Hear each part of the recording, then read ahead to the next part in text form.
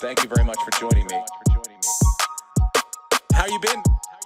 Ladies and gentlemen, welcome back. Steve Rannazzisi. I'm the guy. I'm the guy. Fucking lit. I'm the guy. Steve Rannazzisi. Lit. I'm the guy. I'm the guy. Fucking lit. I'm the guy. Steve Rannazzisi. What's the odds? What's the odds? What's the odds? What's the odds?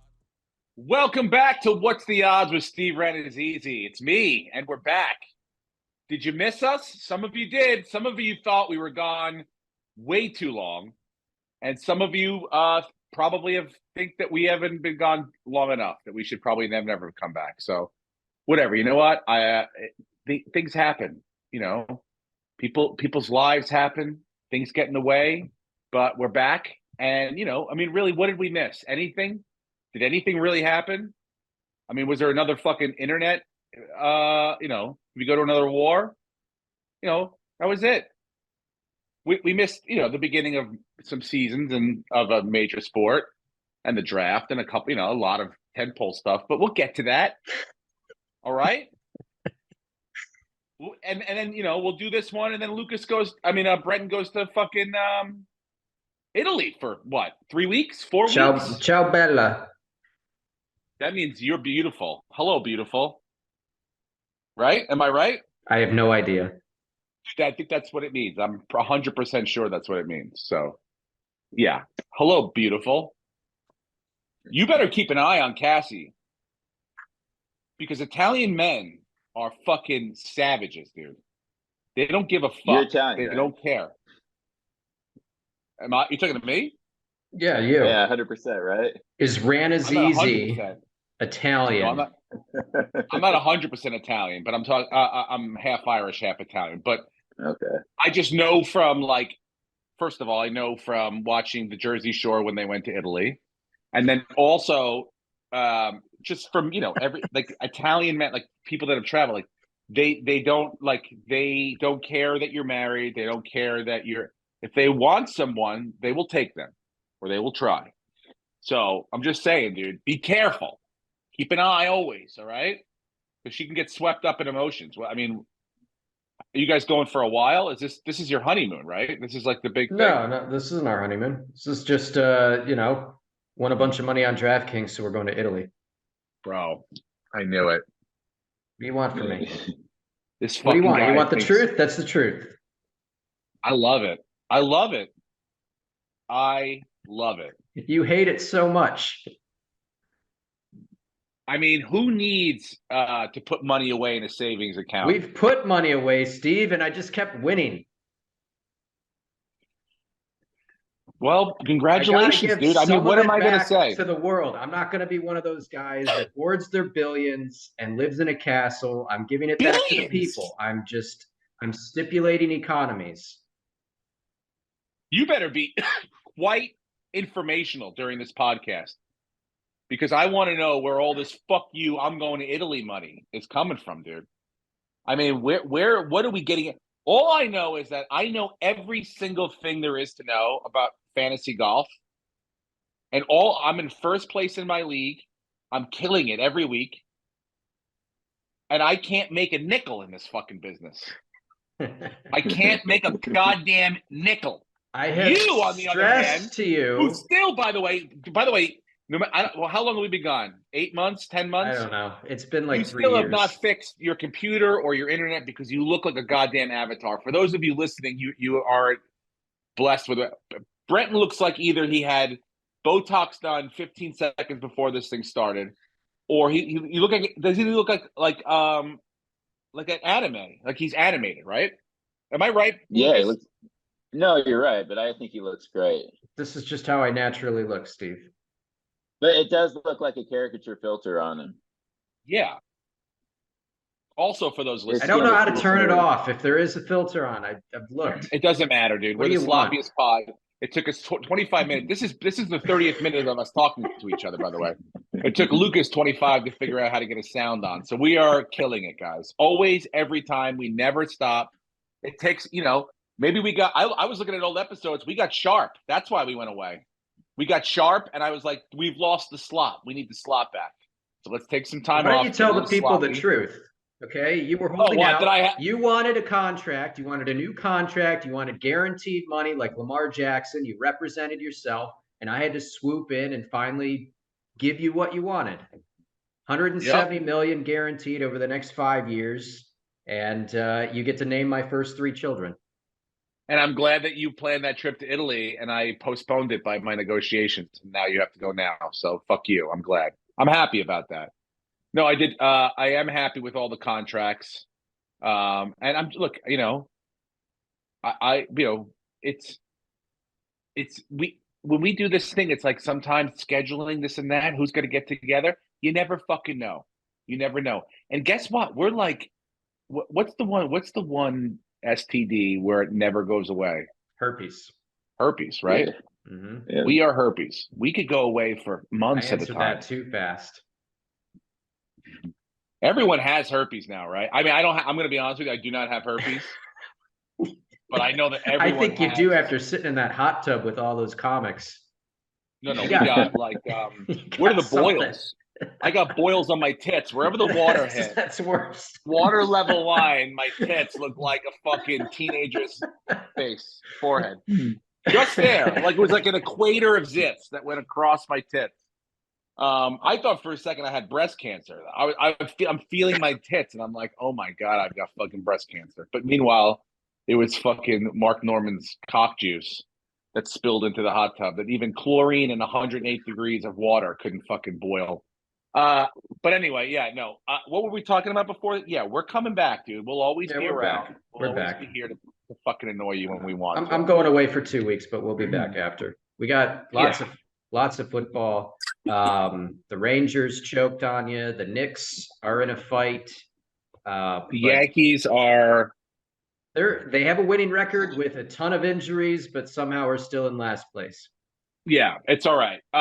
Yeah, we got rule changes and drafts and all these fucking things. Who's been arrested? Who doesn't want to play anymore?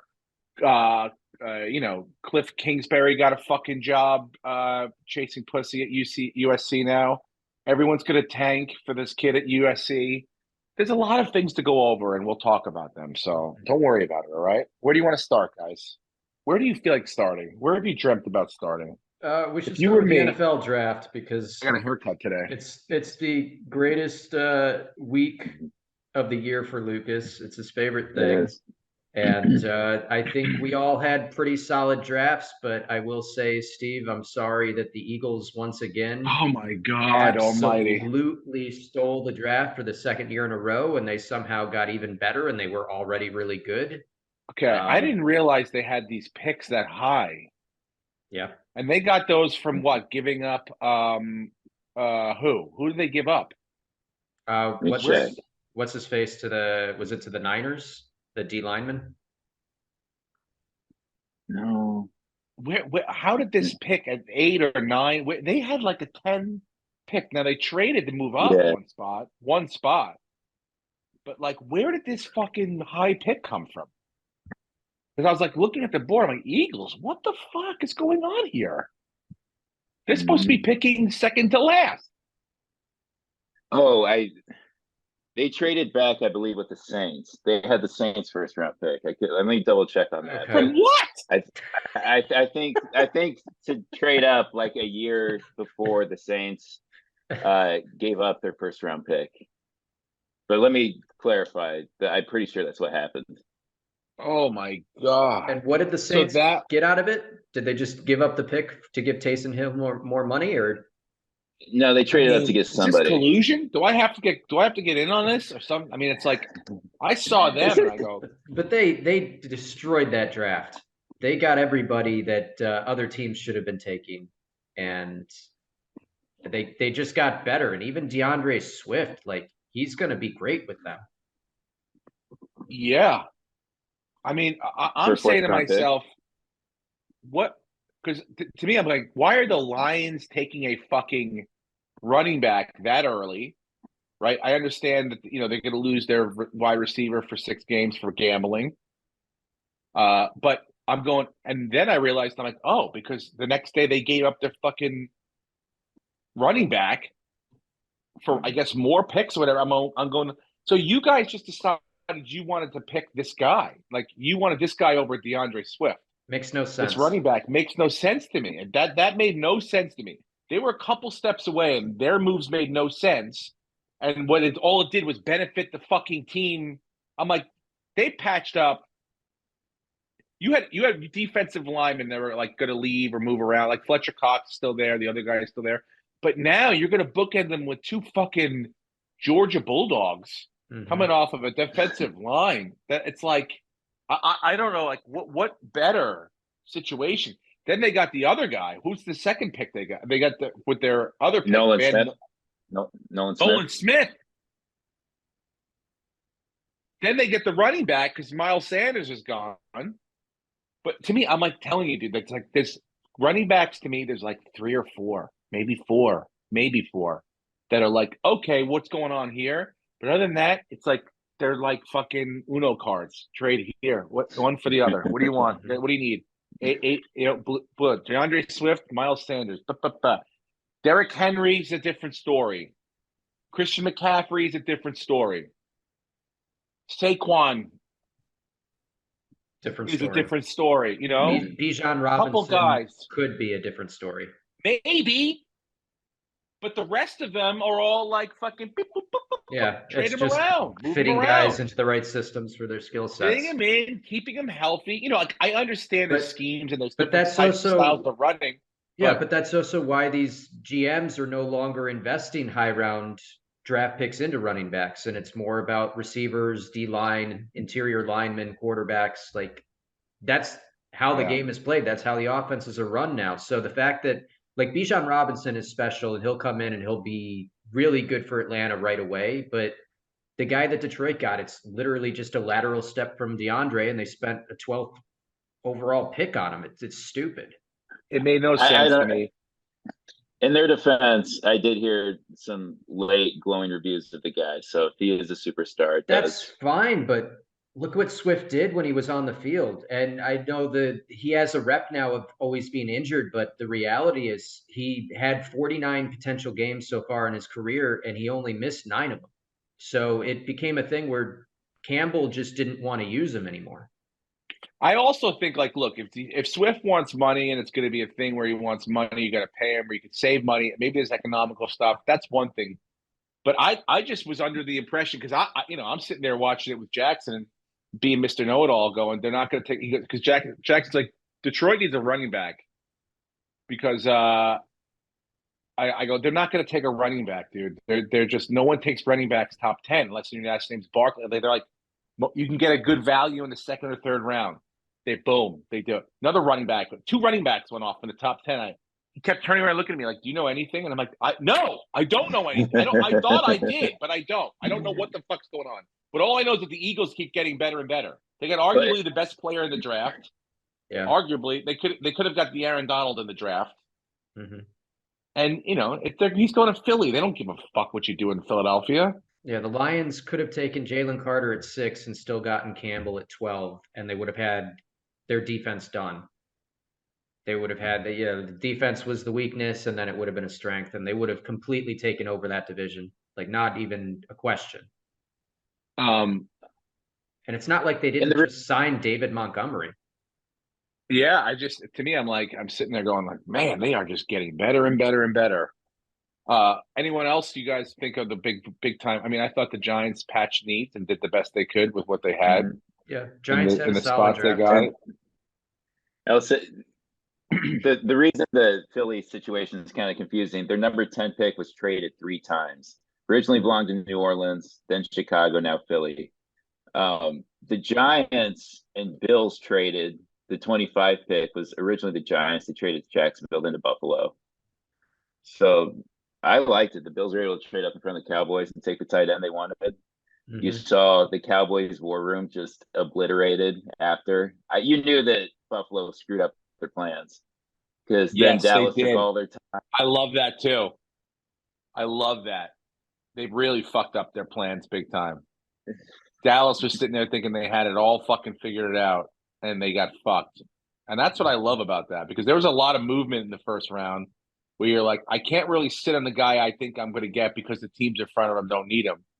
Because before you know it, there's someone that you know that you don't know about jumps up in front of you with a trade, and now you're fucked. So Yeah. a lot of that Belichick- stuff happened. Belichick did the same thing to the Jets. I don't know Yeah. if you saw, but he traded up, right? And he knew that that's who Pittsburgh would take, is the guy the Jets wanted. So, and I don't think he'd make the trade if he knew, because he didn't get a lot in return, according to the draft chart, you know? So it was more a Yep. spite move, which I love. Yep. Which is great. Which is great. That's The what you have to Bills- do. The Confusion. Bills got Put some other teams. serious. Bills got size this draft. So hopefully Kincaid is what we were hoping OJ Howard would be. And then that wide receiver we got from Florida, that dude looks like a DK Metcalf. Shorter? Yeah. He's not Yeah, he's a shorter tall by dude. But any stretch. He's 6'3", but his name's shorter. Yeah. And It's very he confusing. legitimately looks like DK Metcalf. Someone on the Bills feed posted a photo of him shirtless. He's like just a giant muscle. It's ridiculous. So we have some size that we can put on the field across from Diggs, and you know, it doesn't seem like we're going to get. It doesn't seem like the Cardinals are going to deal nukes, so we're not going to get him. But How hard were the two of you when you started hearing rumblings about like Joe Shane saying like he got asked the question, what do you think about Saquon not coming to OTAs and things like that? And he's like, I don't know, I haven't spoken to him in weeks. And then it was like he might not sign the thing, and it's like maybe we'll trade him for something possibly bigger. This is before the draft, obviously. And the rumblings were all the Bills. Were you guys? Were you hearing that stuff? Were you? no, we wanted. Like, we don't it's need a a running back. symbiotic relationship now. You know, like there's a know. lot of love back and forth. I know. Look, No one's going to try to fuck anybody else, but you're going to get what you need. He's a special player, but at this point, with what the Bills need, we would have to give up. You know, we'd be taking from one thing to give to the other, and it wouldn't work with what we have. We just signed Damian Harris. James Cook is a good running back. They just need to use him. And they beefed up the line, and they got a tight end that can block and catch passes, so they can run more 2 tight end sets. And, you know, hopefully Josh doesn't have to run. Saquon would be great in that offense, but for what they've had to give up, then you'd just be creating holes in other areas. So I wanted DeAndre Hopkins because then he can't double cover Diggs. What did you guys think about Homeboy falling to the second round? The kid, The quarterback for that. Yeah. Levis. And also, Brent, I had a side question for you to remind me about after. Go ahead, Brent. Lucas. Well, poor Levy's like, after he didn't get out of the first round, I just saw all these articles, just all the like weird, like why he might have been dropping. And one of them's like he puts mayonnaise in his coffee. Just all this stuff that people are using to like justify. It's hilarious. I've never seen a guy go to the draft and not get drafted like within a day. I remember Aaron Rodgers sliding till 26 and 04, 05, but and also that was when teams had 15 minutes to choose. So like, Rodgers was there. Johnny Manziel slid pretty far, and they kept putting the camera back on him. Yeah, but at least that I think they took the time down to 10 minutes between picks. So I would have stayed. I would have been like, I'm going to be on this couch again tomorrow. Yeah, he did stay. Get another room for everybody. No, he left, I think. Yeah, he left. He left. I thought he was. Oh, yeah, that was one of the defensive backs that came back, wasn't it? Someone came back the next day. I'm coming right here, and I'm going to come do it. And you know what? It's got to be awkward because the Tennessee Titans passed him the first time. They could have taken him. He probably thought they would have taken him. He probably thought real ill about them after they didn't take him. And then when they did take him, there has to be a conversation like, I'm glad we got you. We're very excited about you. Obviously, we would, you probably would have wished we would have taken you in the first round, but we had other options, this and that. This is the way we direction could have gone. But there has to be some sort of explanation as to why it wasn't a first round selection. And not who did they take in the first round? Did they take a? They took a tackle at 10. I think. Tackle alignment. Yeah, so it's probably like, hey, you're gonna love this guy. Obviously, he's gonna protect you one day when you're, playing with us and this and that. But it's like it's still got to be a strange conversation to have. Because they eventually end up getting them. I mean, I'm curious too. Did you see Jim Irsay's move after night one of the draft? This Mm-mm. is a all-time kind of boneheaded owner move. He did a Twitter poll of who they should take with their first pick and if they should take Levis, because apparently the Colts had him rated high enough to be worthy of around the fourth overall pick. They took Richardson instead, but they see he falls. They're thinking, why not just get two quarterbacks with our first two picks? And so they did a Twitter poll, which if you're the Colts GM, you're probably thinking, what the fuck? Yeah. But Irsay, I don't know what he's hopped off on. Who knows? I could probably tell you, and I know a couple people that could probably confirm it if we needed to really. We're getting sued.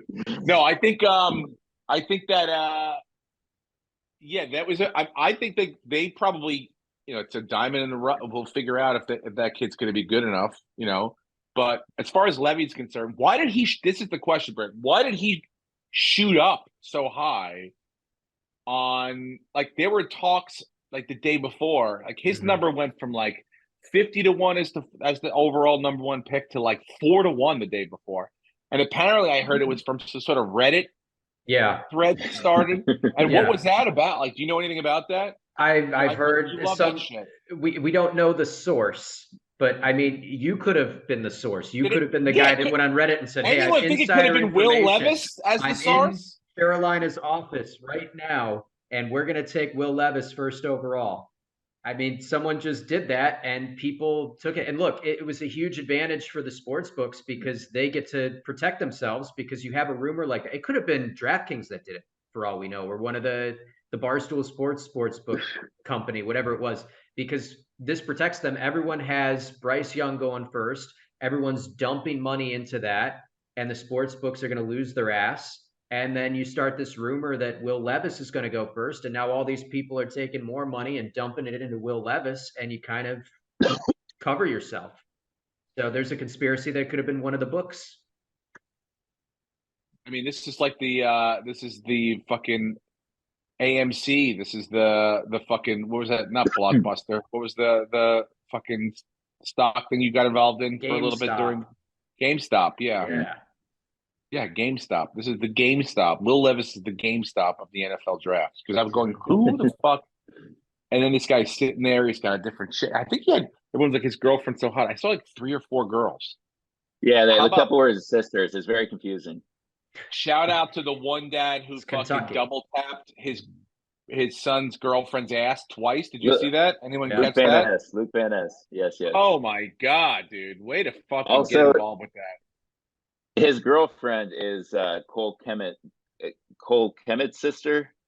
You know, the Bears tight end. Yeah, he's Kemet. Yeah, playing for the Packers. Yeah. Oh, really? So not only was that his girlfriend, but her brother's an NFL tight end. Nice. Well, so she's that's got why she's from a football family. She's got a pretty tight end as well. Fucking nailed that. Can't get any better. Put a pin in it. Well, let's talk about the biggest trade of all. From bleeding Packer green to gangrene, Aaron Rodgers finally has landed in, and for what basically I think is what we said on the podcast 100 years ago when we last did it, that they should just swap places in the first round and then figure out a little bit after that. Like, nobody wants to give up the first round. Like, no one wants to give that away, obviously. So and they were close enough that you could do that. It wasn't like they were that far away. What were they, like 3 or 4 spots away, 2 spots away? It made the most sense. Swaps first fucking rounders, give up a little bit in the second, and then obviously they gave up a lot, and then put contingencies on it. It didn't seem like when you heard about what it was that this should have taken this long to get done. Does that make sense? Yeah. I think the Packers wanted more, and the Jets finally. I mean, how many? Yeah, I guess. Unreasonable. Yeah, what do you guys fucking? You really want for a 40-year-old quarterback? Yeah, I love that the Jets gave up too much, in my opinion. I think so too, especially if he walks away next year. And the worst case scenario is that he plays, what is it, like 60% of the snaps, something like that, and then he gets 65 he has to play. Yeah. Then that pick becomes a first-round pick, right? Yeah. And they don't make the playoffs, and he retires. Then you're the Jets. You have no quarterback, no first-round pick. The only thing you did is save yourself $50 million. Mhm. That's it. And Aaron Rodgers, crazy enough as is, probably would walk away. I mean, did you see what it deferred with that fucking contract? What they did? They're only paying him like $1.5 million this year. You know what they have to pay him next year? $117 million. Yeah, he's not going to walk away.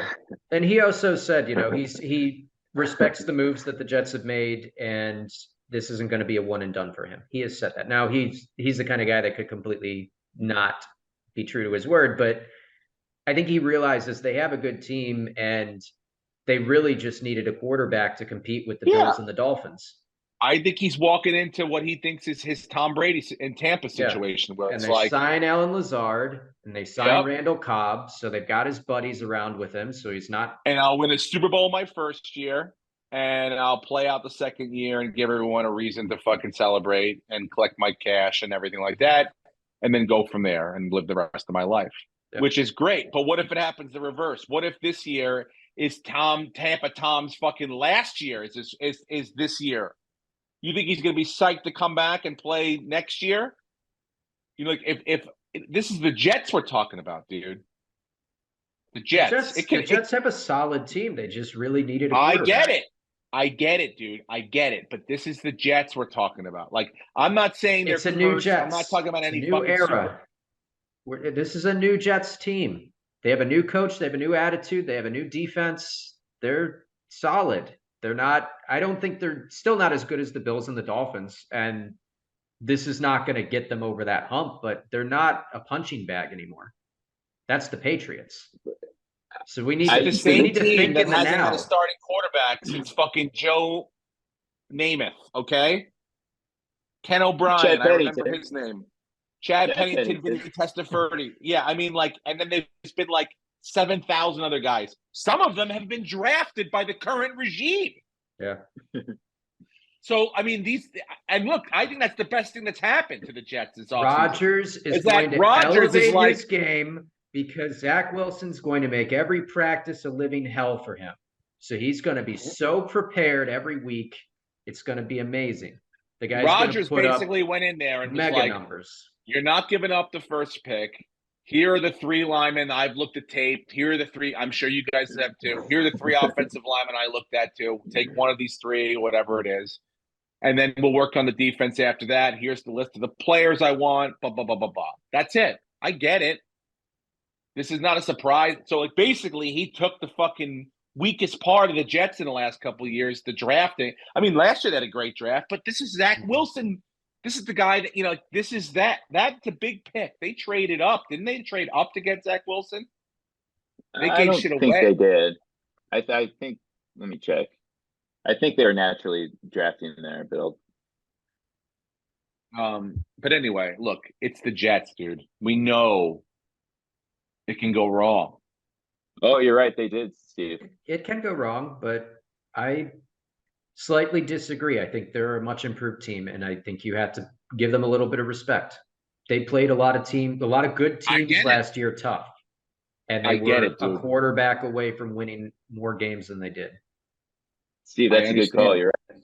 But I just feel like at this point, like, they have not 100% instilled the confidence where I can go like, dude, it's like they're But gonna. I think this move is what the locker room needed, where you see all these guys on the team who are friends with Zach Wilson tweeting like, "Oh my God, we got Aaron Rodgers because you're bringing in a two-time Super Bowl or a two-time MVP, Super Bowl winning quarterback who's going to have some leadership, and he's a future Hall of Famer. So you're bringing in that attitude, and now everyone's going to get behind it, and it could really bring. I mean, it could implode the locker room, but it could really bring it together too. So they are. I mean, I hate to dangerous do this, team. and They're I a hate it. sleeper team.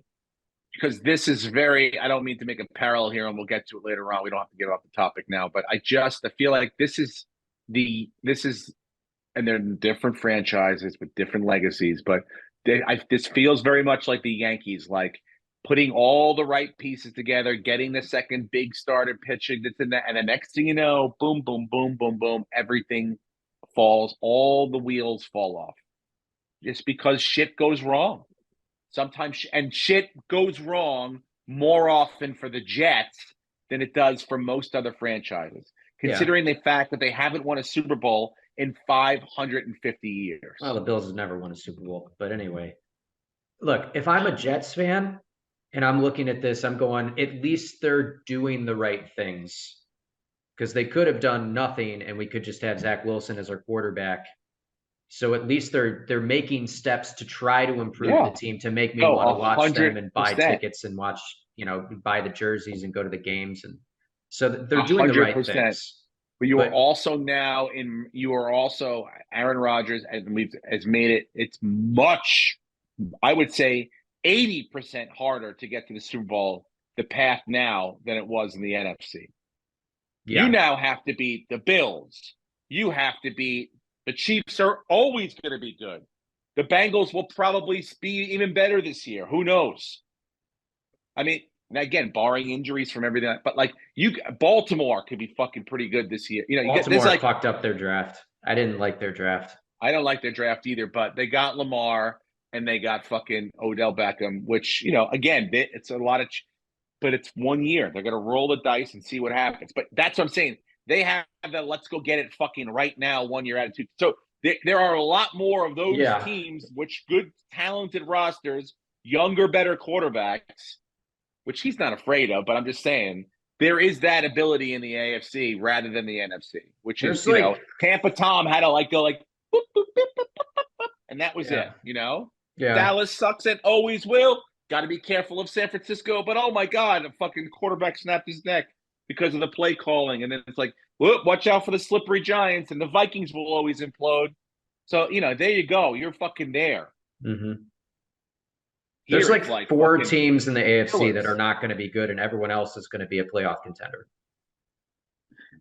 Like you go division by division, and it's like the only teams that are going to be bad are the Patriots, probably the Titans, the Colts are even improved, so they could maybe do something. Jacksonville's going to be good. Houston loaded up on talent, but they're still probably going to be whatever. And then the Raiders, everyone else, like the Broncos are going to be a lot better. The Chargers are going to be good. The Chiefs are great. Who in your mind still needs a quarterback? And I'm not talking about the Jets. I'm talking about because there are going to be teams literally tanking for this fucking kid in USC. Like you're talking about tanking, like almost like Trevor Lawrence sort of, thing where they're like this kid, because they talk about it. He's not Patrick Mahomes with just the natural, but he has if you watch some of the film, he has that sort of slippery, good arm, moves around and delivers on time. So I think he could be really, really good. He'll probably win another fucking Heisman, go back to back. If he wins 2 Heismans, forget it. Mm-hmm. So, I think I'm trying to think of who left. Vegas is going to be Falcons. pretty bad, so they could go get him. I don't think the Falcons are probably going to win 5 or 6 games just because of their running game. But their defense can do enough. But I'm saying, what if the Falcons don't have their quarterback and all of a sudden they're like, it's going to be tough for us to win 5? I'm saying they could tank. They're a team that would start to tank for this kid. You don't think the Raiders would tank from day one? But they just signed. They got to pay Jimmy G, don't they, for a couple of years? For a couple of years, but how great would it be to get this prodigy of a prospect under Jimmy G, who does nothing but win? Like, people can say he's mediocre, but all the guy does is win. And the guy's a leader. Every locker room he's ever been in, everyone fucking loves him, and they love to look at him. So I could see New Orleans tanking. Yeah, New Orleans could. Tampa Bay could tank with Baker. He's probably going to end up in the NFC. The Cardinals arguably could have the first 2 picks next year. Yeah, but they're not going to, because of the Kyler Murray signing. That would be shocking if no one's going to take Kyler Murray off of their plate. So, how do you think he got the job? He slit another first rounder's throat, fucking getting. I know, but that first rounder wasn't paid. How many millions are guaranteed? It's like the 10th overall pick. Well, no, but he didn't get a contract. He didn't get he's got $200 million guaranteed contract. They still gave up on a first round pick after 1 year, which is crazy. Well, it was a new coach and new GM, right? Yeah. That's yeah. what I'm saying. Like, what if Carolina? What if this kid just fucking doesn't know what he's doing? Like, I don't think he will. I think but I'm saying like maybe you go like fuck it, let's go back, like tank it again, dude, No, and let's it'll get be it again. interesting But because Steve, Frank Reich, Carolina doesn't have the first round pick. Oh yeah, Yeah. they're gone. They're in. Yeah. They're done. but Frank Reich has never had the ability or the opportunity to like mold a young quarterback. He's always just inherited old guys that are past Yeah. their prime. So this will actually be really fun to see what he can do with them. Yeah, no, it's gonna be. I'm at like the Giants. It's like this could be a thing where a couple right moves because this NFC Still looks need a pretty. receiver. Yeah, you know. should have gotten Hopkins. That's what I thought really down to the wire was going to go on. I thought at some point someone's going to pull the trigger on something big. Mhm. And It could I don't still know if it was happen. like, I mean, I guess, I don't know what you'd have to give up to them. I mean, maybe if it's a deal where you're like, because I think the trading the Saquon thing would be a situation where he would have to be going to a team that's comfortable with signing him to a long term. You're not going to get rid of him for just this year and have them pay. You know what I'm saying? Like you got to. Yeah. It's going to be. So I don't know if Arizona is currently in the position of wanting to sign long term players, even especially a running back. You know what I'm saying? I would say probably not, because now they're going to have a new coach and a whole new front office, Yeah, you got a and new GM. they're getting the sour taste of them signing Kyler Murray to a long-term, Exactly. super high contract, and now you can't So if any sign team's other going to be people. gun shy to sign a running back to a long term deal, it's going to be Arizona. Now I don't know if they need good press and then they just want to keep the Yeah. fan base to sell some jerseys. If he was That's a 24, pretty maybe, expensive. but Yeah, he's he's a not. little too old for a running back. So yeah, I don't think he'd be involved in anything, and I don't know what else you'd want to give up to go try to get, besides draft picks, to go get D Hop. And next year, I mean, maybe if they want to load up on draft picks, but a first round, I'm still like, but yes, I think we are a receiver away, and it would be nice to have a high end because I don't even know who's out there left really. There's no one really out there left. Odell was like the last sort of name kind of. But thing to go. Odell isn't even that. He hasn't had a good year in years. He had a couple of good games Yeah. with the Rams, but it's not like he's been tearing up the league. He's Antonio Brown without like the domestic issues but without the numbers. He's just as loud as Antonio Yeah. Brown. He made one great catch that is maybe one of the greatest, if not the greatest catches in the history of the league, and everyone I was remembers that. And I saw it he live. hasn't done a ton since. He had a good first half in the Super Bowl and won a ring. Good for him. But as far as like a 17 game season, he hasn't had a whole season where he's put up decent numbers in what, 6-7 years. So what are you really getting? And then in Baltimore, like new offensive coordinator, and we haven't seen Lamar Jackson really be able to throw the ball. So now we will, and maybe he's great, but maybe he isn't. And that is a whole like just disaster. So I don't think Odell's going to. You guys can draft him in fantasy if you want to take him. I'm probably not going to touch him, and I'm probably not going to touch anyone in Baltimore because I just don't know what's going to happen there. I mean, you know what's crazy is there's like 16 new offensive coordinators this season. So all the teams are going to look very different than they did last season. Well, I mean, how many of them are first timers though? Well, They move around. I think some of them are first timers in the NFL. A lot of them are just moving from other teams, but it's still like you have all these players that fit in this system, and then a whole new system's brought in, and then the players maybe don't fit as well. So it'll be interesting to see what Baltimore does now that they're not going to be running that great Roman run the ball every time and then toss it to the tight end. They're going to spread it out, but that's why I don't like that they drafted Flowers, because you already had Devin Duvernay and they're the same guy basically. You got this Flowers, dude. tiny little fast. You should have taken Flowers. That would have been great. We couldn't. He was gone. I know, but that's because Baltimore fucked up. Baltimore needed like secondary. They needed cornerbacks and they needed guys to cover.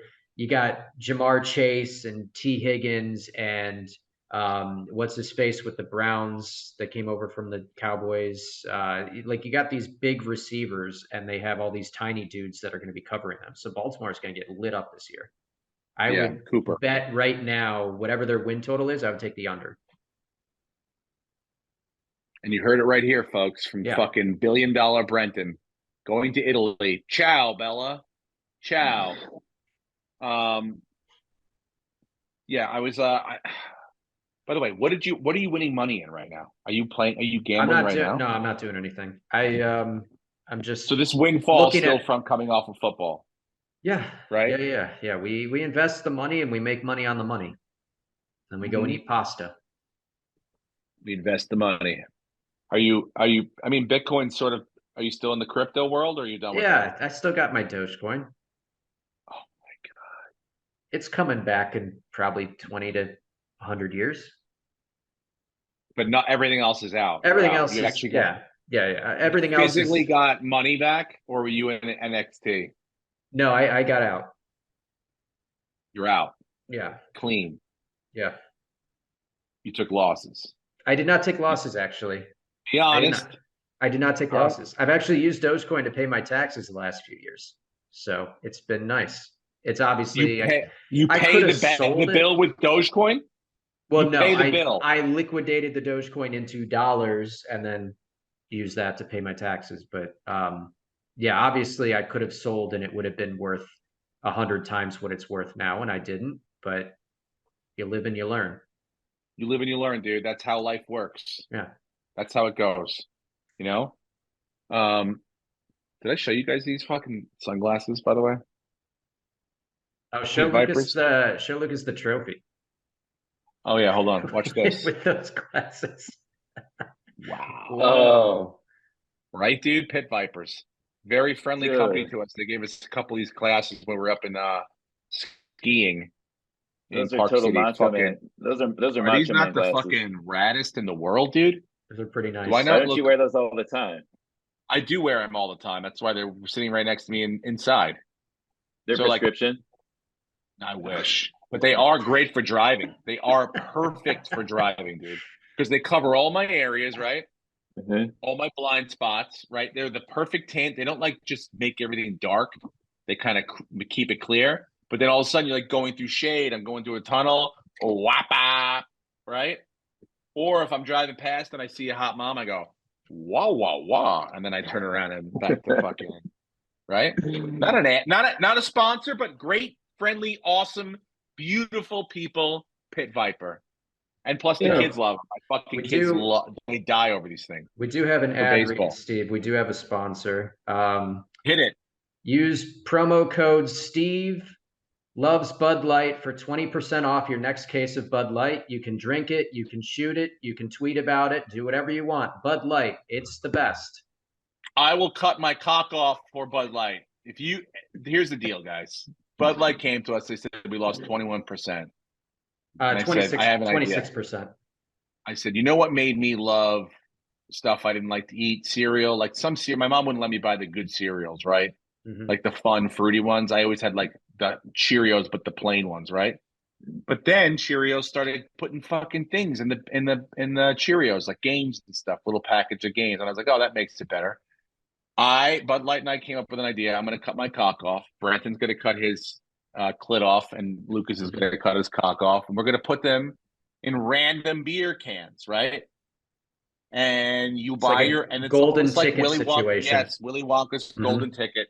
You'll be able to find that beer can where they're going to be spread all over the country. Obviously, only 3 spots. We only have 3 parts, but then that's it.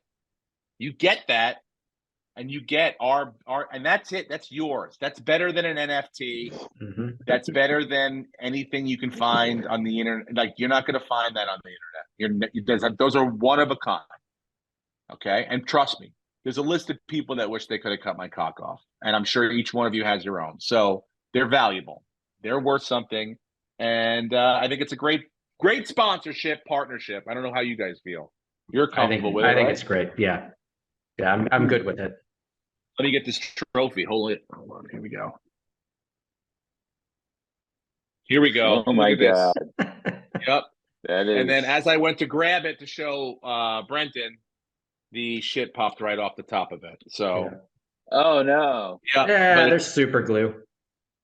I'll glue it back down. I keep it right next to the dog's ashes, right on my That's shelf. like over there, so. I would recommend it to anyone who loves to laugh. If you've never watched Will Ferrell accept his Mark Twain Prize for comedy, it's one of the greatest acceptance speeches of all time.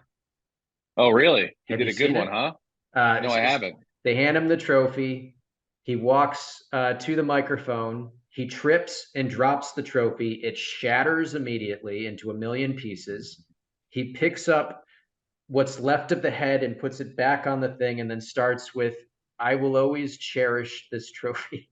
It's so good. The timing is amazing. There, do you think that was the real? Do you think he told him ahead, or is Oh that yeah, a thing? yeah, You, yeah, yeah. Is that that's you Yeah, got it? You got to 100% get it's scripted, but it's so well done, like only he could do it. The timing and great everything. job. I Physical will humor, always protect my this favorite. with my life.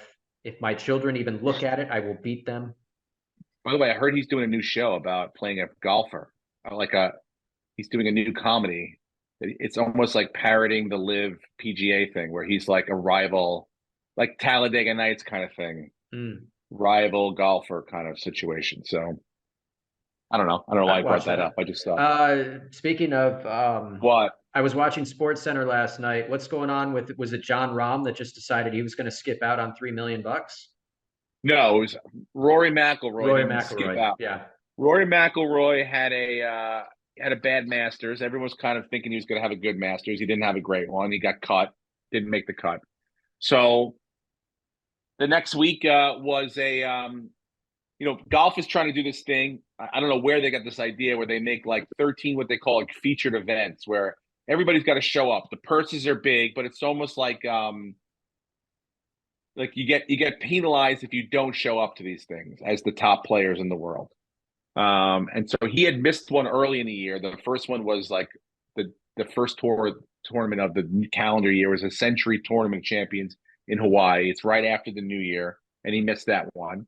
And right after the Masters this year, they scheduled one the week after.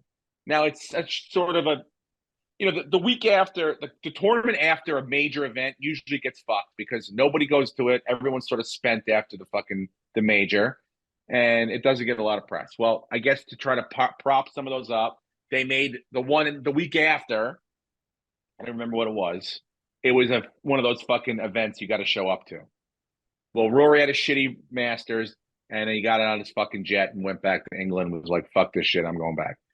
And didn't come the next week. Well, apparently there's a thing. You miss two, you get so they get a bonus at the end of the year. You make them all. They have this player like popularity bonus. And he was supposed to get a $12 million bonus last year, and now he's going to get a $9 million bonus. Poor guy. Basically what happened was they docked him $3 million for missing his second, what they call important event. Mm. So it's a fucking drop in the bucket. But it is $3 million. It's sort of, is letting everyone know it's, no one's above the fucking thing.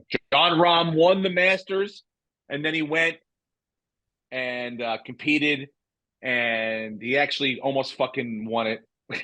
Again, he's that good. And so, and they asked him, why'd you show up? You could have skipped it. You haven't missed any things, as important ones. And he's like, well, people bought tickets to see me in January, and they didn't know that I was going to win the Masters, and they wanted to see me play, and I want to show up and not disappoint them. The admirable fucking thing to say. So that's why. Very that's Kobe-like. But right now, Rory's -3. I got him winning this week again. I have Patrick Cantlay winning this week. I picked him. He's one of the he's -4 already after day one. Why? He went. He needed a new caddy. He goes, I'm one of the best players in the world. I haven't won a major yet. Who's going to help me? Oh, I know. Tiger Woods' caddy. He called up Tiger Woods' caddy. Tiger Woods' caddy, Joe LaCava, calls up Tiger and says, hey, man, I'm a worker bee, dude. I got to get out there and he could have a gambling problem. Who knows? He might have to make some cash. Caddies don't have fuck you money. So he's also a big, tremendous Giants fan, New York Giants fan. So, yeah, he got a job caddying for Patrick Cantlay, I think, full time, unless Tiger's done. Tiger's done. He had surgery. That's the other big thing. Tiger, made the cut at the Masters, couldn't play on Sunday because the weather conditions, the Masters this year, it sucked. It was rainy and everything. Like they had to play 20 holes on Sunday. So he couldn't walk it, had to have surgery on his foot. I think he's done for the rest of this calendar year. So this guy will go out. So that's why I took Patrick Cantlay this week. I think he's going to fucking pop off. So these are the things that I'm doing, Brent. How do I make fucking money? It's sounds like probably a contest selection issue. What contests are you entering when you're putting in these lineups? Are you just putting like a couple into that big one with the $100,000 or $200,000 top prize? Then you're not going to win, because those guys are putting in 150 lineups, and every single little combination that they can come up with, they come up with, and that's who's winning those things. You need to be doing this in your double ups and just double your money every week, and then enter in a few. What if I entered in 150? Oh, I don't have that. If you entered in 150, then maybe, yeah, you could get the right combination. But what I'm saying is, I think you do the double ups, because you're obviously going to do better most of the time than 50% of the field. And just double your money, and then get a good bankroll going, and then start entering in like some of those higher stakes single entries, like the $500 entry and the $1,000 entry, and you only get one lineup, and then do a few of those. I'm sure they do it for golf because they do it for football. There's contests where you can do like a high entry single entry to win a ticket into like their live finals, and then that'll have a huge top prize.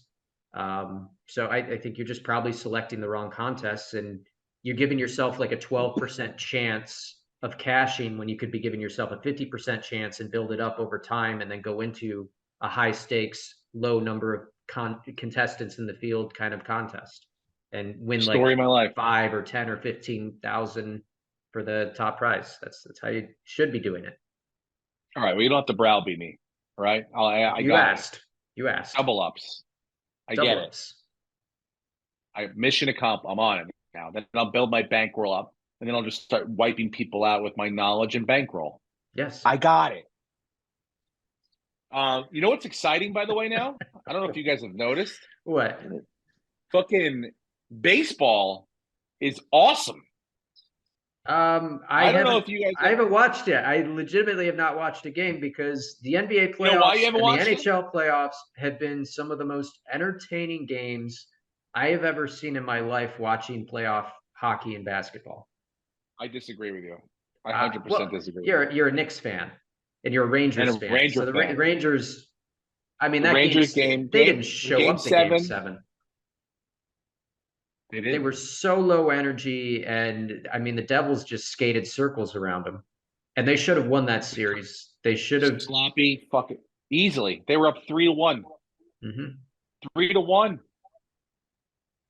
It was ridiculous. It was like, but two different teams. They looked tired. They looked lethargic. They weren't on. The forecheck was terrible.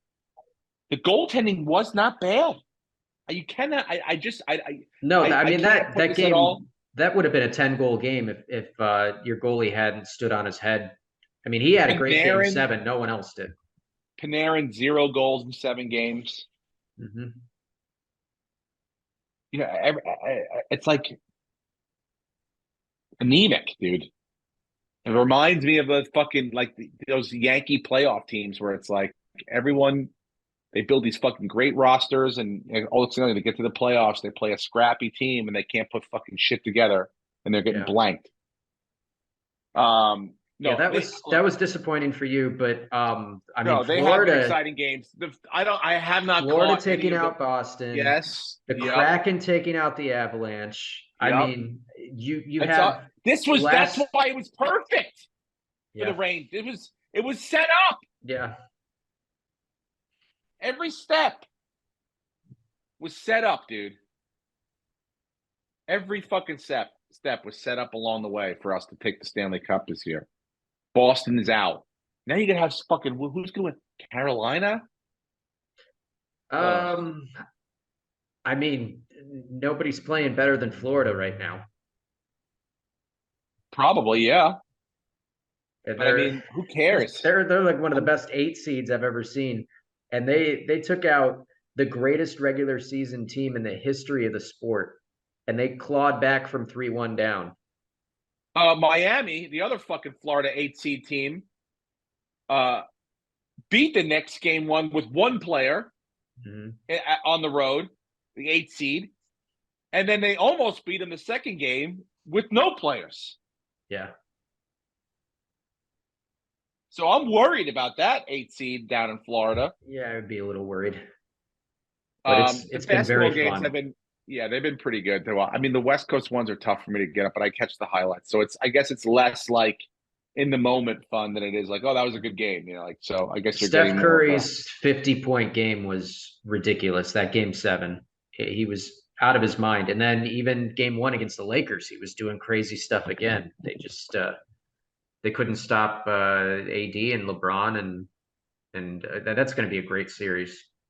I got a problem, dude. I'm becoming like the old man. Like I'm watching the basketball and I'm like, look, Steph Curry changed the game. I don't mind what he does, but like everyone now, I'm like, that's not a good shot. That's not a good shot. Like I'm watching Julius Randle just throw up 3 after 3. I'm like, these are not quality shots. I'm sorry, dude. I don't know what the numbers say. Maybe I'm wrong, but there's a shot clock for I don't know. It's about that. And what is a travel? Like what? I don't even understand. LeBron got called for a travel in game 1 the other night. It was amazing. I want to see what a travel, like show me. He literally jumped like 10 feet and then ran like 4 steps and then laid it in, and they called him for a travel, and he's what? I really don't like, and I audibly say these things to the TV, so I'm starting to feel older and older as I do it, like the old man who just screams. But I'm like, this is my, like, I feel this is my life now. Like this is what I'm just yelling at the fucking television. No, but I'm saying, go ahead, Lucas, go ahead. Well, no, I was watching Iowa women's games, and Caitlin Clark is like a female Steph Curry. So seeing a woman just heave half-point 3-pointers is, I don't know. I think maybe they come out with a 4-point line in the next 20 years. But then what like you're gonna devalue, like, so like you're gonna have a guy average like 48 points a game. Yeah, that's kind of where we're headed, right? People want. I mean, I guess, but it's like, how do you then compare? I don't know. I mean, how do you compare? Like, how do you keep like a fucking? It's a different game. It's a completely different game. Like, you could change the game, but once you make it change it enough, you're making. Like already the baseball guys are like, oh, it's a different game. You know, and I get it, but like you could still compare stats a little bit. There's no like. Try. You know what I'm saying? Like they haven't changed the actual score, the ability of like what a run is. You know, if you start making home runs, if the NBA of the Major League Baseball was like home runs are now 2 runs. You know, for the batter, they count as not double the runs you get, but like the batter counts as 2 runs. You're like, well, and how do we compare? Like, that's what you're doing. But I wouldn't be surprised if they did, because they're not doing anything about like not letting like coaches are like, I don't know, maybe it's a numbers thing, but like everyone can shoot from wherever the fuck they want. They'll do it maybe for the All-Star game. I don't see them actually changing and adding that in for regular season and playoffs, but All-Star game for sure. They could add a 4, 5, 6-point line, and that would make the All-Star game a little more fun. Do you want to do a 20-year bet, Brenton? I'll bet you in the next 20 years. Well, I'm happy that you think we're going to live that long, but sure. Or be doing this podcast for that long, please. Christ Almighty. I mean, I guess you do have herpes for life. So if I lose this bet, I have to rename whatever kids I have. Okay, I love it. I don't think it's a chance. The name of your choosing. There you go. What am I giving up? 40 bucks. 40 yeah, perfect. 40 million, because I mean, what is it going to matter to you, Brenton? In 20 years, you could be. Well, at that point, with inflation and the US dollar collapsing, 40 million is going to be like $5. Mhm. I'm just gonna 3D print money and just That's hand the it to move. you. That's As the will move. everyone. Should we be doing this podcast, by the way? We should be on strike, shouldn't we? Well, we're not writers. Yeah, I'm there's in the no- Writers Guild. Oh, well, yeah, you probably shouldn't be here. You're kind of scabbing. mean, But look. yeah, the strike has not affected me whatsoever, other than it's made my commute past Warner Brothers studio a little more uncomfortable. Oh, yeah, that's true. But Oh, the one thing- I wish them the best, and they deserve to get what they're asking for. Yeah, and the one thing I'm happy about for them is that ChatGPT came out when it did. I mean, the last thing, like, I feel like these guilds are always like one, like they sign a new deal and it's like, oh, and then 3 months later, it's like there's this new thing called streaming. It's like, we got all the things we want for DVDs, guys. We're gonna get all those DVD residuals. And like 3 months later, it's like no more DVDs. Now there's Yep. streaming. Yep. And it's like, all right, great. We got all our streaming rights, guys. We're gonna make millions of dollars. Like, well, sorry, now ChatGPT is gonna write all the scripts, and you guys aren't necessary anymore. Yeah. And by the And you're way, like, the "Fuck." first completely automated, not a single human employee McDonald's opened in Texas. So there is Does a it work? building. Yeah, there's a building in Also- Texas with no people other than if you go in there and you punch in your order, and then it comes out on the little conveyor belt, and the little robot arm hands it through the drive-through window, and you take it. It's pretty pretty I assume it's terrifying. cashless, We're all going to be replaced. right? Don't. There's no in way the you can bring same- cash in there. Yeah, it's cashless. I've been in a robot McDonald's that has one person working in it. I've seen it done. This one has 0 people. But I A will say, robot brought me food at a movie theater. Yep, right It's to not a my nice seat. thing to A say about robot. Tracy.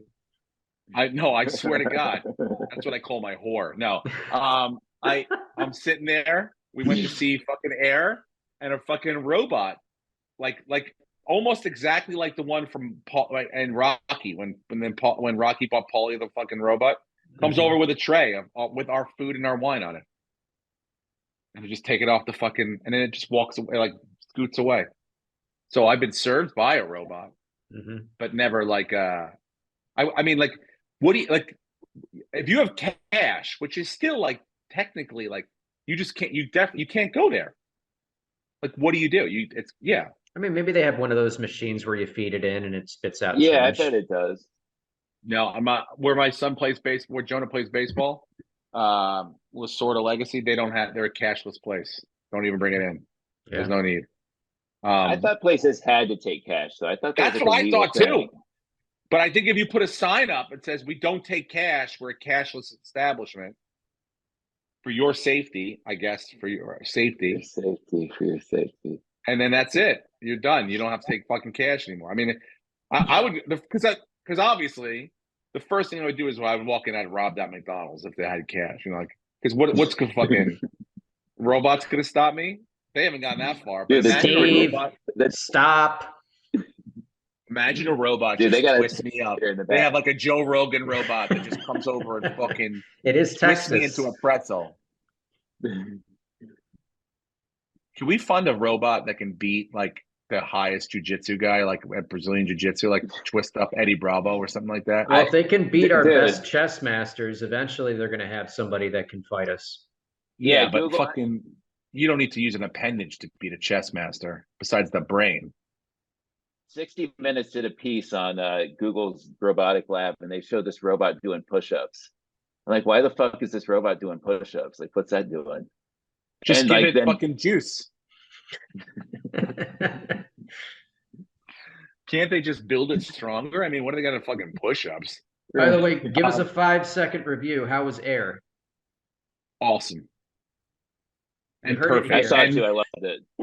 and also like terribly cast, but in the great actors. Yeah. But like Madrigal's Sonny in it. Vaccaro, Sonny Vaccaro looks like fucking Danny DeVito, not Matt Damon.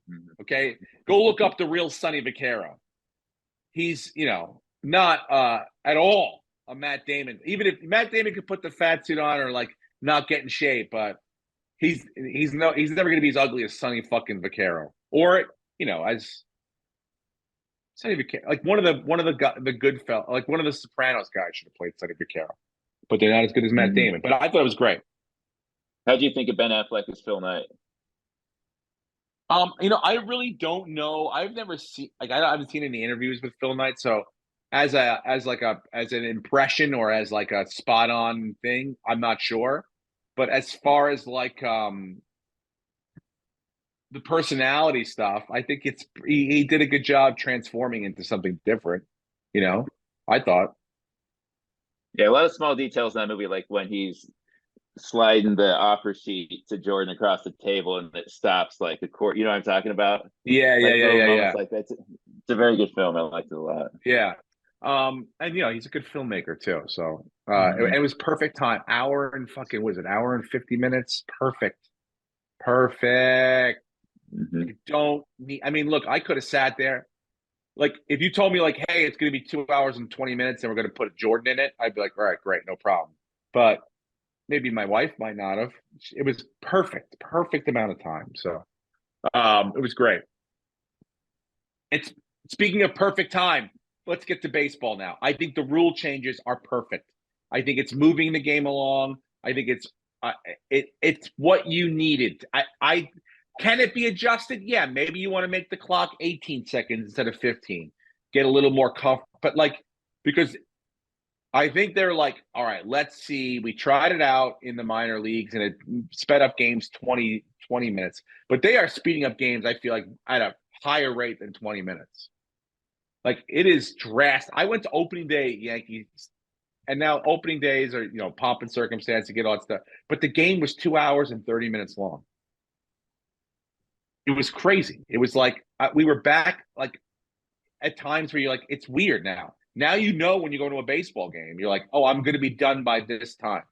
It's not a good feeling because you're like, I don't want the fun to end, but like at least like I could be like the possibility of me being there at like 4 a.m. wanting to watch this game is not anymore. Like it's going to be done. So much so that you got games now. I don't know if you saw this, but like I remember being an opening day, being like on the lines and the sixth inning and being like, holy shit, I've only had like a beer since I've been here. Getting my second beer and being like, oh, I won't even have a chance to get a third. It'll be done. And like they're going to be done, way past the seventh inning, and I'm like, they're going to have to change these rules. Sure enough, I think 20 of the stadiums have already changed the rules. They're serving to the eighth or through the eighth inning now because you're losing 40 minutes, 30 minutes of valuable beer serving time. So it has affected everything. I mean, I can't really think of a rule right now. I guess maybe like it's the disconnection rule from the rubber that counts as like stepping off that way counts as throwing over to first, but it's the people are stealing bases, the shift is gone, so there's more hits. It's doing what the stuff that I really don't know. What do you guys have any thoughts or any negative thoughts as to like the different rule changes and how it's been, because we have you're a quarter of the way through the season now, so we see Well, what's going on. like I said, I haven't watched a single game until the playoffs are over. Then I'll pick it up in June. But from what I saw that they changed, I like that there's no shift anymore. Let's see some offense. Let's stop playing analytics. I don't think a batter or a pitcher needs more than 20 seconds to throw a pitch or to get in the box and be ready to swing.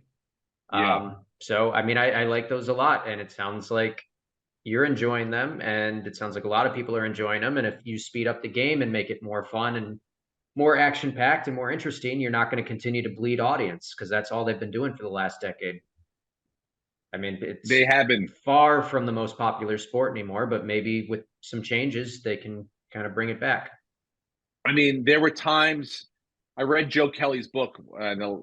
He just wrote this book called I think a damn near perfect game. I think it was named or something like that. And he just talks about the different nuances. And I think at one point they were talking about there was action in a baseball game in the 2000s or not the 2000s, like the last 8 years ago, once every 4.5 minutes. There was something going on. Now they got it down to like once in every like minute and a half. something's Mhm. happening in the game. You could have like 3 or 4 pitches.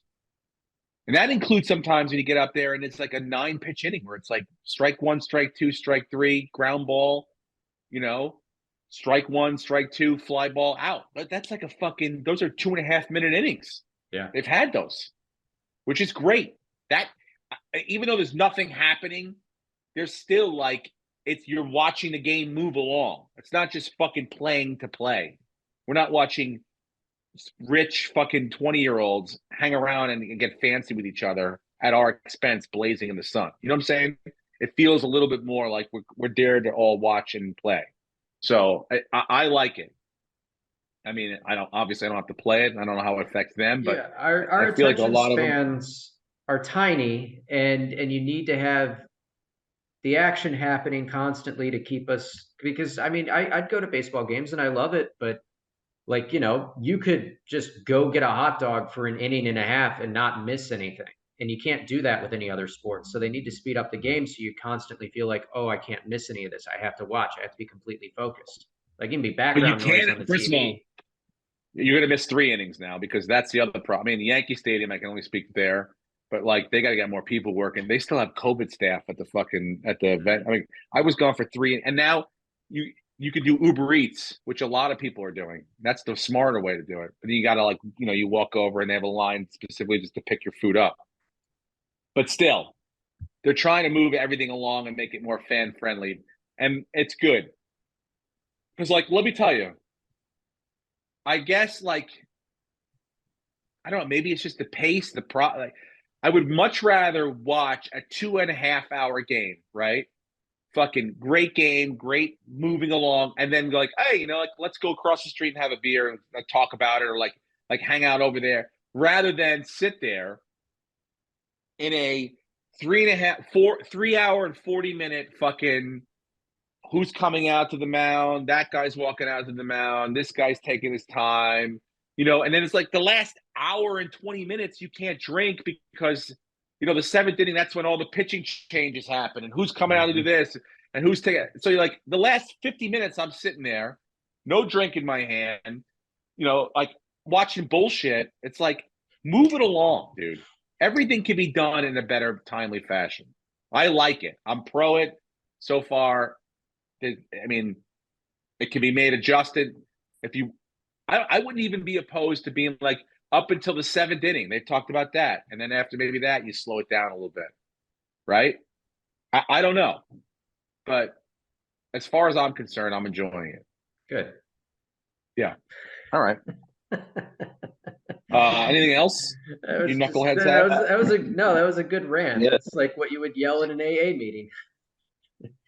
Yeah, I mean, we're They doing wouldn't better let me than we did drink. yesterday. How am I supposed to watch this game without a fucking beer in my hand? But I mean, it's like boring, dude. You know But what I'm Yeah, talking that was about? their You've been to problem. baseball No, games where they're 100%. I agree, and that's why they need to do these things that they're doing, because they can't compete with. I mean, hockey is so completely nonstop, and basketball is very nonstop until the last couple of minutes. But if that's slow, that's because it's a close game, and football is pretty nonstop for most of the game. Like you got to compete with that stuff. yeah, it has to move along at a pace, dude. And I'm an old man at this point. Yeah. I'm almost at the point where I was like, I went to go get the Uber Eats food. I came back, I missed like 2 innings, 2 full fucking innings. I'm like, I'm paying money for these fucking seats. Yeah. That's where you're gonna get pushback Paying now. big You got to money. make the Yankee Stadium. big money. Mhm.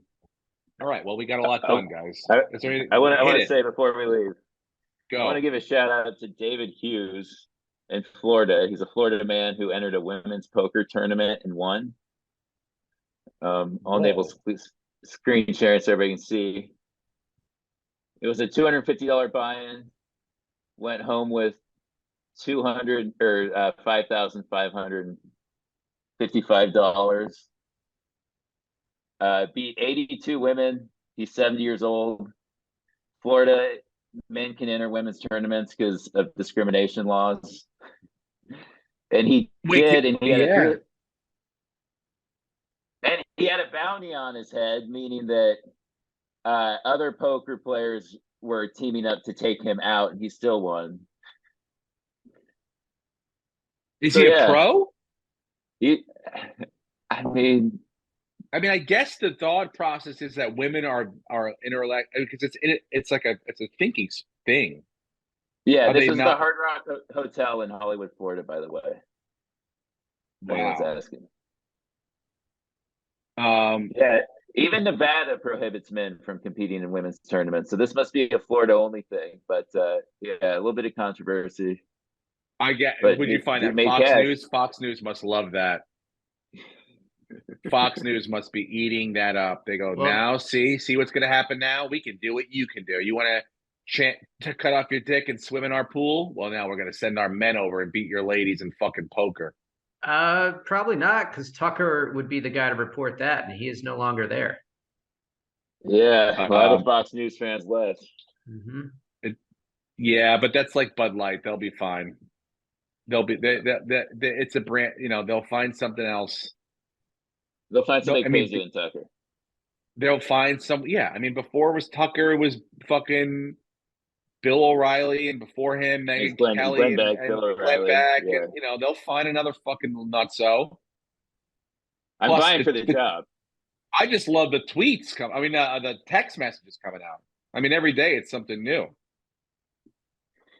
He's like, "You want to fight like a white man?" Do you see that one yesterday? That was a great one. That's not how us white guys fight, Steve. That's not how white guys fight, guys. If the three of us would get in a fight, we know how to fight. No, Right? That's how I fight. It's pretty No accurate, guys.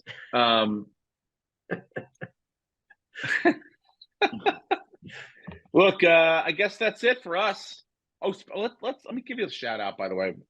I want to say thank you to the wonderful people at Callaway Golf. They set me up beautifully again this year with a brand new set of the new Callaway Rogues. I got irons. I got the amazing, unbelievable fucking, look at this umbrella. Look at the size of this goddamn umbrella. You see this thing? The Paradigm umbrella. Obviously, I got more than an umbrella. I got a new Paradigm driver, 3 wood, the whole fucking setup. Bag. They're it's the best set of golf clubs that a person could possibly own, and they're mine now. So now it's all operator error, and I want to thank the people at Callaway for entrusting me. It's all operator error now, dude. I can't. They've literally done like, what are you wet? Here. What you can't fucking swing it to the left? Here. Try this club. What, your bag's too heavy? Here. What, your feet are uncomfortable? Put these shoes on. They've done it all, dude. So now I have nothing to complain about. So I'll be hitting it out. Now the weather's getting better here. It's been raining all week. It's been like Seattle in New York. But I'll be hitting my club this weekend, playing some golf. So can't wait. And I'll be watching some golf this weekend because John Rahm is playing. And then in a couple of weeks is the PGA Championship. So that's great. That's coming up. All right, I got to go pick the kids up from school. Jackson's playing lacrosse. Can you believe that? I've been learning about lacrosse. What a game this is, dude. So he go behind the goal. He likes hitting people. He likes to hit people. So we'll see. But so far, so good. He never picked up a stick. He knows how to do the whole thing, the twisting, the fucking running around with it, the cradling. Yeah, it's great. And it's a fun game to watch. Because all of a sudden I see guys stopping at lines. Like only mid-men can go back and forth. The attackers and the defenders, they got there's like squares they got to follow. It's a whole fucking thing, dude. So getting into that. If you want to watch some good lacrosse, the Buffalo Bandits secured the #1 seed in the postseason. So go Bandits. Awesome. That's it for us this week, guys. We're back. Thanks for listening. Is it au revoir for you? I mean, do I say? Oh no, you're not going to France. You're going to Italy. Au revoir. Ciao. Is that how you even say it? Is it Au ciao? revoir. Ciao. I downloaded. Ciao. I downloaded an app. Goodbye is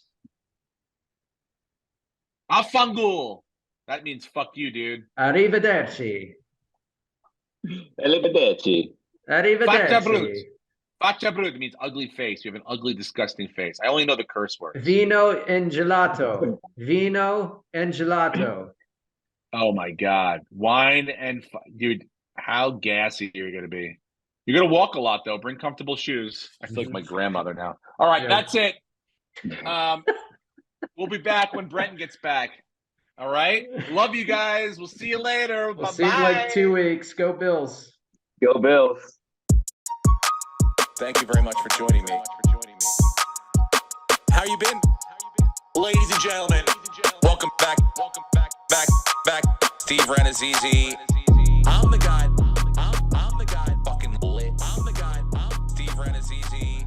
Lit. I'm the guy. I'm the guy. Fucking lit. I'm the guy. Steve Renazizi.